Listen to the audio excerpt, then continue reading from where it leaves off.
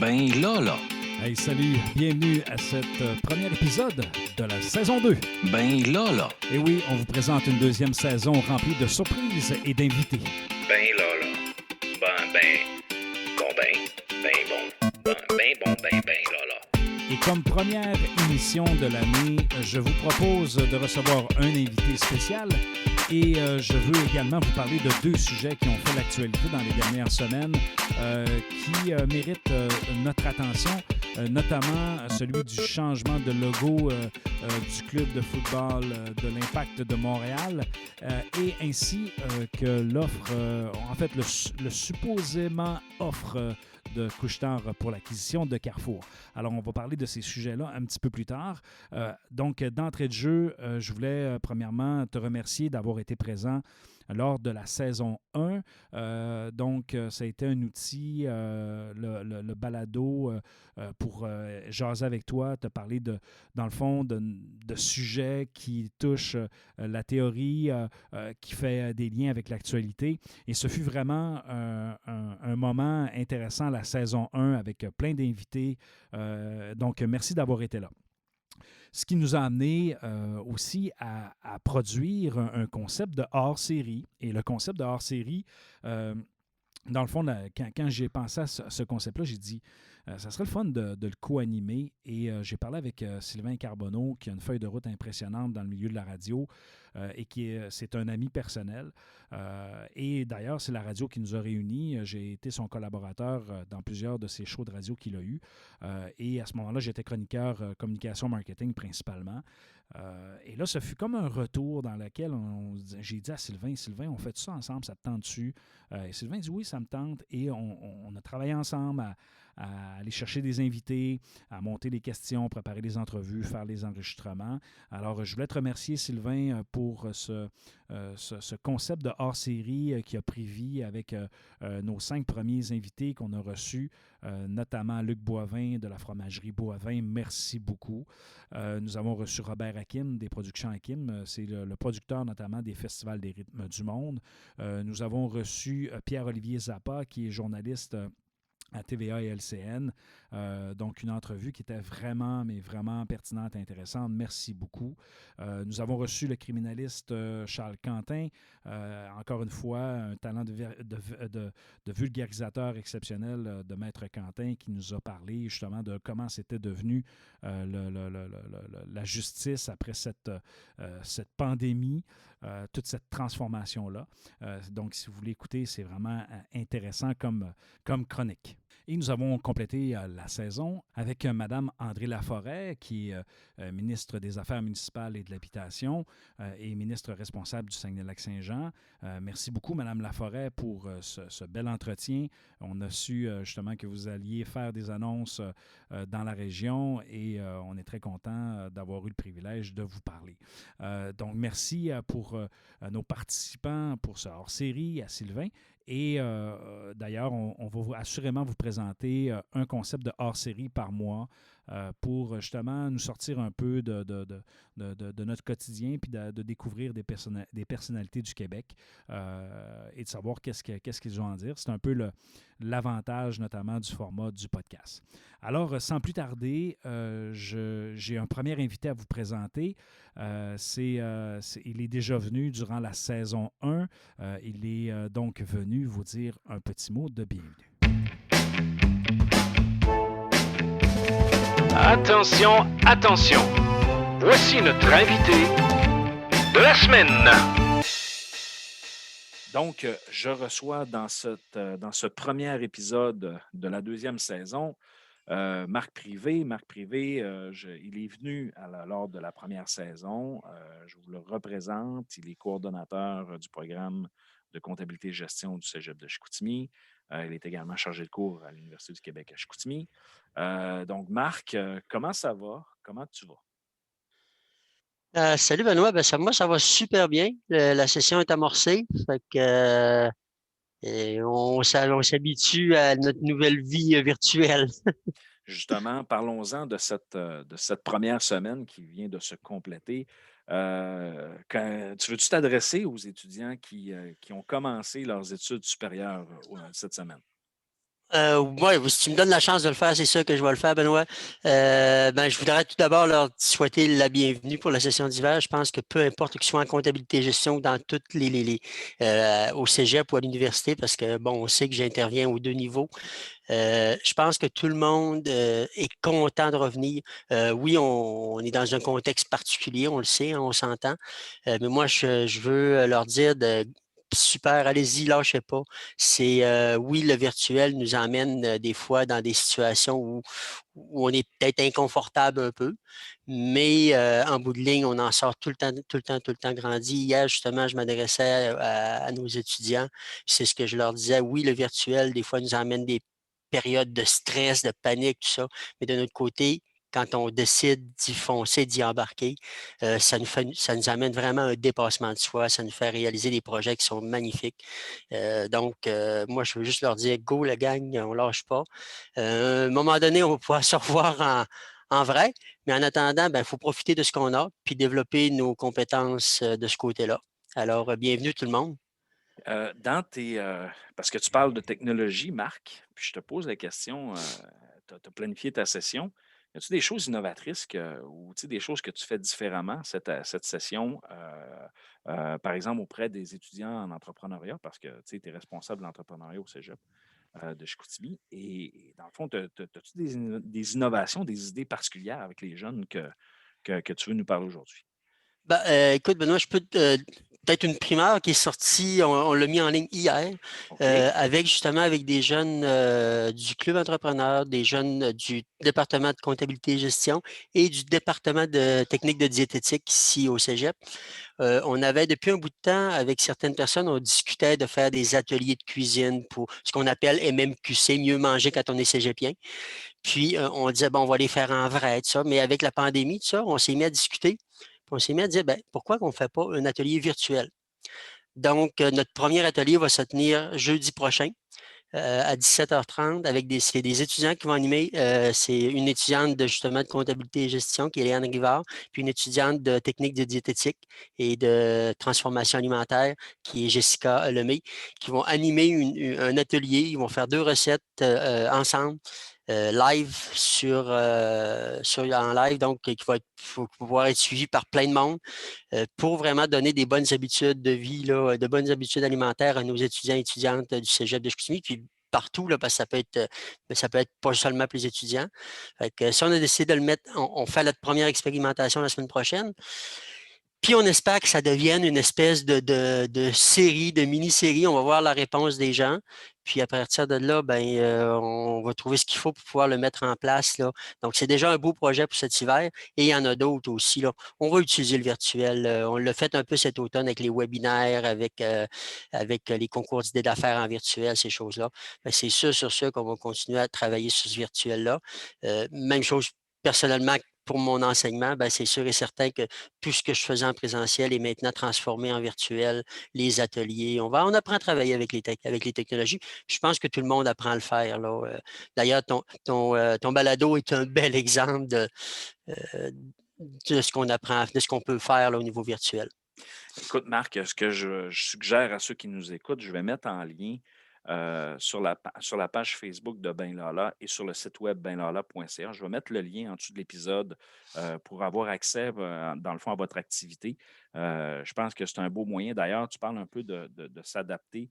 Tu vois, le balado me permet, entre autres, de non seulement de parler de certains sujets, mais aussi de mettre des liens, par exemple, d'articles que je commente ou si on parle d'événements, je suis capable de mettre de l'information complémentaire. Donc, la personne qui écoute est capable d'aller chercher ce lien-là et est capable d'avoir l'information et de se forger lui-même sa propre opinion ou de peut-être même avoir le désir de participer à l'activité comme tu parles. Donc, j'invite ceux qui nous suivent, peu importe l'endroit, de consulter cette information-là. Écoute, Marc, je vais assurément te réinviter pour parler spécifiquement d'entrepreneuriat. D'ailleurs, il y a plein de sujets qui ont fait l'actualité dans les dernières semaines, mais je vais nous laisser le temps de la rentrée. C'est sûr que je veux que tu reviennes. Toi, tu as comme une carte chouchou. Ce n'est pas parce que tu es le coordonnateur, mais tu as une carte chouchou pour revenir sur benlala.ca. Tu peux être sûr, Benoît, qu'on va l'utiliser, la carte chouchou. C'est bon, Marc. Je te souhaite une bonne session. Merci beaucoup. Bonne session à toi aussi, Ben. Donc, c'était Marc Privé pour ce segment, je dirais, un segment un peu plus officiel de bienvenue. Alors, attaquons notre premier sujet que je voulais vous partager dans ce premier épisode. C'est notamment le changement de logo de l'Impact de Montréal, qui est devenu le Club de foot de Montréal. Dans le fond, souvent, moi, ce que je dis, c'est qu'un changement de logo, ça peut être quelque chose qui est justifié pour différentes raisons. Par exemple, l'image de marque, elle peut être désuète. L'image de marque peut être inadéquate par rapport à la cible qu'on veut rejoindre. Ça peut arriver également que l'image de marque d'une entreprise est mal vieillie et qu'elle est un peu, en guillemets, obsolète. Dans le cas de l'Impact de Montréal, écoutez, je ne suis pas un fan de football, en fait, de soccer, mais je trouve que c'est sensiblement un bon choix qu'ils ont fait. Et là, je ne veux pas dire que le nom de l'Impact de Montréal était mauvais ou quoi que ce soit. Je veux simplement vous exprimer un peu la lunette dans laquelle j'analyse un peu ce changement de logo-là. Si on prend le temps d'analyser, par exemple, je dirais l'aspect sportif. Ici au Québec et au Canada, on s'aperçoit que, dans le fond, un des sports, le premier sport, c'est quoi? C'est le hockey. Et le hockey soulève en quelque sorte des passions, soulève de l'intérêt pour ce qu'on est même comme Québécois et comme Canadiens, étant donné que c'est notre sport national. Le foot ou le soccer, c'est un sport qui est très pratiqué, mais ce n'est pas nécessairement notre sport national. Par contre, quand on va en Europe, on va dans des pays latins, on s'aperçoit très vite que le foot, comme ils l'appellent, c'est leur sport national. Et quand on se pose la question et qu'on regarde ça, on se dit, OK, il y a vraiment une effervescence alentour des équipes de football en Europe. Et je vais citer dans l'exemple plus les équipes européennes parce que il y a vraiment une effervescence dans les stades lorsque c'est des matchs de grandes équipes. Tu sais, il y a des institutions d'équipes, mais il y a également des institutions de fans qui suivent leurs équipes de façon très religieuse. Tu sais, il y a des tam-tams dans l'assistance, il y a de l'ambiance dans l'assistance.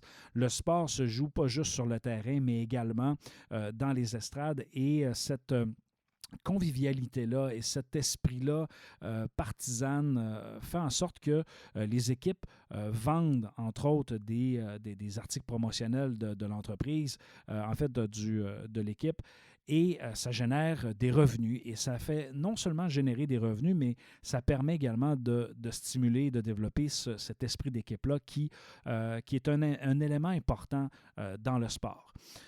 Si on prend l'Impact de Montréal doit arriver, par exemple, en Europe et recruter des joueurs qui ont cette perception-là du fan sportif européen. Et pour eux, l'Impact de Montréal, oui, ils savent que c'est un club de foot, mais c'est pas dans la culture, en quelque sorte. C'est pas dans le vent, c'est pas actuel. Alors, je pense que si on prend la lunette du sportif et de l'organisation qui dit, moi, je voudrais changer mon image et je voudrais changer mon nom pour être peut-être plus attractif auprès de joueurs et de recrutement et de positionnement aussi dans le marché dans lequel la clientèle cible, les amateurs de foot, pour eux, ça devient un élément important d'avoir une appellation qui est plus près un peu de cette tendance-là. Alors, dans ce cas-là, je pense que c'est un choix qui est justifié. On a vu beaucoup de commentaires, notamment de Québécois, de gens qui sont un peu à l'externe du sport et aussi à l'externe, je dirais, un peu de cette analyse-là de marché qui dit que, dans le fond, il faut quand même s'adapter à la clientèle et à la cible que l'on vise. Donc, je pense qu'ils font ce changement-là de façon intéressante. D'ailleurs, la firme qui a organisé ce changement-là, c'est la firme qui a travaillé sur l'image de Georges Saint-Pierre. Donc, quand ils ont sorti le GSP, lorsqu'ils ont fait un reportage sur Georges Saint-Pierre, ils ont développé vraiment une image de marque qui a permis à Georges Saint-Pierre de se positionner dans un milieu dans lequel c'était pas nécessairement bien vu. Le sport, dans le fond, du UFC était vu très underground, très agressive, ainsi de suite. Et je pense que l'image que Georges Saint-Pierre a voulu projeter à travers ce sport était beaucoup plus écoute, je suis un athlète, je suis un professionnel. Je me présente de façon habillée, bien habillé. Je développe une certaine crédibilité. Pour moi, le respect, la rigueur, tout ça fait partie de ma philosophie. Et c'est d'ailleurs ce qu'il a vendu, ce qu'il a positionné en fait à ses fans. Et je pense que c'est ce qui a contribué à créer cette image de marque qui est Georges Saint-Pierre. Et aujourd'hui, on sait qu'on a vu notamment depuis qu'il a pris sa retraite que ce n'est pas non seulement une image de marque, mais ils ont positionné qui il était en réalité. Donc, si je reviens sur notre sujet du Club de foot de Montréal, c'est sûr que le Club de foot de Montréal, pour nous, Québécois, Canadiens, ça ne nous dit pas grand-chose. Par contre, pour ceux qui sont, je dirais, plus dans le milieu du football, je pense que ça peut positionner davantage le club. À partir de là, on verra qu'est-ce que l'organisation fera face à leurs fans et face à ce changement de logo. On va leur souhaiter bonne chance. Espérons qu'ils pourront aspirer aux grands honneurs dans leur propre ligue. Le deuxième sujet que je veux vous partager, c'est l'offensive en fait, la soi-disant offensive que Couche-Tard a fait dans les dernières semaines pour acquérir Carrefour. Carrefour, d'ailleurs, qui, selon moi, n'a pas nécessairement été décrit comme ce qu'il était vraiment, parce que Carrefour en Europe, c'est quand même très gros.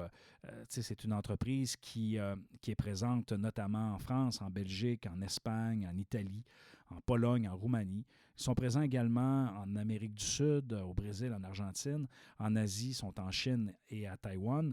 Donc, c'est quand même majeur. Là. Ce n'est pas rien. D'autant plus que Carrefour, tu vas trouver de tout. Là. Tu vas trouver de l'électronique, tu vas trouver... c'est un peu comme un gros Maxi, mais en fait, c'est comme un gros Walmart, finalement, dans lequel tu vas trouver un peu de tout.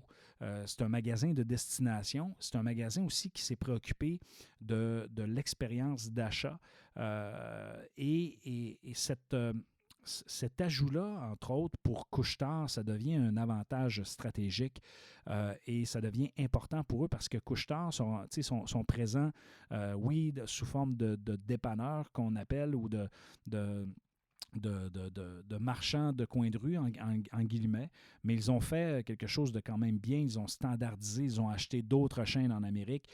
C'est une entreprise qui a capitalisé de façon importante, et qui sont dans un segment de marché très précis, donc ce segment de dépanneurs. Sauf que en achetant, par exemple, Carrefour, à ce moment-là, il peut y avoir un échange d'expertise qui peut se faire.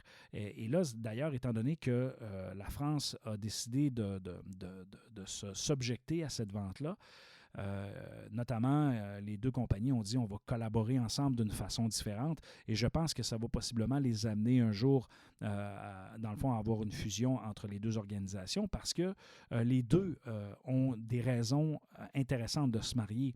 Couche-Tard est très gros, est très présent dans un segment, tandis que Carrefour, eux, possèdent également de l'expertise des grandes surfaces, possèdent également un réseau de distribution important, mais dans un segment de marché dans lequel Couche-Tard n'est pas présent. Donc, ça devient quelque chose d'intéressant à suivre parce qu'on s'aperçoit que quand c'est deux gros comme ça qui veulent s'acquérir, il peut y avoir des choses super intéressantes qui peuvent émerger. Notamment Carrefour, ils ont développé des technologies qui sont super intéressantes. Notamment, par exemple, quand le fameux scanner, quand tu scannes directement dans ton panier et que tu arrives à la caisse puis tu paies juste ta facture, c'est des choses qui arrivent facilement. Je me souviens quand je suis allé en Belgique, j'allais magasiner chez Carrefour, j'ai vécu cette expérience client-là et à la caisse, là, c'était déjà optimisé. Là. Peser ses légumes, c'est quelque chose qui se faisait, ses fruits et légumes, c'est quelque chose qu'on faisait.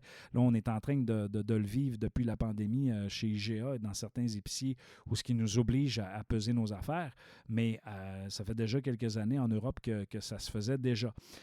Donc, ils étaient en avance sur certaines choses et je pense que ça va être une transaction à suivre parce que quand deux grands comme ça veulent combiner leur expertise, ça peut devenir quelque chose d'assez intéressant. Par contre, il faut quand même être vigilant, hein, c'est quand même de grandes entités, de grandes entreprises.